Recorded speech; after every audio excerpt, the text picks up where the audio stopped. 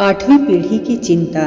एक ऐसे सेठ की जो कि आधे किलो आटे पे आठवीं पीढ़ी को सेव करते हैं। आइए कहानी को पूरा पढ़ते हैं। आटा आधा किलो, 7 पीढ़ी की चिंता तो सब करते हैं, आठवीं पीढ़ी की कौन करता है भला। एक दिन एक सेठ जी को अपनी संपत्ति के मूल्य निर्धारण की इच्छा हुई।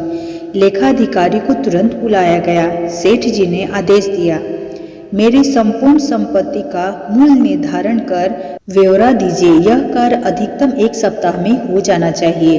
ठीक 1 सप्ताह बाद लेखाधिकारी ब्यौरा लेकर सेठ जी की सेवा में उपस्थित हुआ।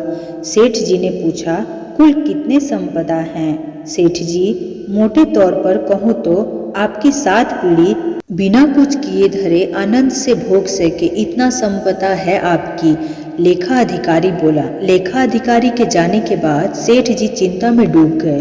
तो क्या मेरी 8वीं पीढ़ी भूखे मरेगी? वह रात दिन चिंता में रहने लगे, तनावग्रस्त रहे, भूख भाग चुकी थी, कुछ ही दिनों में दुबले पतले हो गए। सेठानी जी द्वारा बार बार तनाव का कारण पूछने पर भी जवाब नहीं देते। सेठानी जी से सेठ जी की ये हालत देखी नहीं जा रही थी। मन की स्थिरता और शांति का वास्ता देकर सेठानी जी ने सेठ जी को साधु संत के पास सत्संग में जाने को प्रेरित कर लिया। सेठ जी भी पहुंच गए।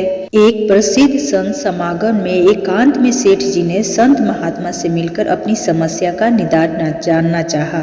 महात्मा जी, मेरे दुखों का तो पार नहीं है। मेरी 8वीं पीढ़ी भूखे मर जाएगी। मेरे पास मात्र अपनी 7 पीढ़ियों के लिए पर्याप्त हो इतना ही संपत्ति है। कृपया कोई उपाय बताएं कि मेरे पास और संपत्ति आए और अगली पीढ़ी भूखी न मरे। आप जो भी बताएं, मैं अनुष्ठान विधि आदि करने को तैयार हूँ। सेठ जी ने संत महात्मा से प्रार्थना की।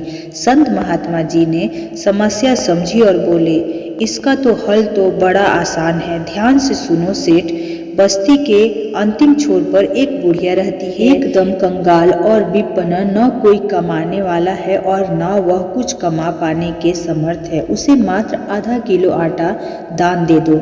यह वह दान स्वीकार कर लेती है तो इतना पुण्य उपार्जित हो जाएगा कि तुम्हें मनोकामना पूर्ण हो जाएगी।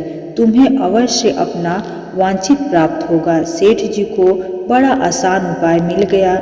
अब कहाँ सब्र था। उन्होंने घर पहुंचकर सेवक के साथ 1 क्विंटल आटा लेकर पहुंच गए बुढ़िया की झोपड़ी पर। माता जी, मैं आपके लिए आटा लाया हूँ, इसे स्वीकार कर लीजिए। सेठ जी बोले, आटा तो मेरे पास है बेटा, मुझे नहीं चाहिए। बुढ़िया ने स्पष्ट इनकार कर दिया। सेठ जी ने कहा, फिर भी रख लीजिए। बूढ़ी माँ ने कहा, क्या करूंगी रखकर, मुझे आवश्यकता नहीं है। कि सेठ जी बोले, अच्छा कोई बात नहीं है, 1 क्विंटल नहीं सही, आधा किलो रख लीजिए। बेटा, आज खाने के लिए जरूरी आधा किलो आटा पहले से ही मेरे पास है, मुझे अतिरिक्त की जरूरत नहीं है।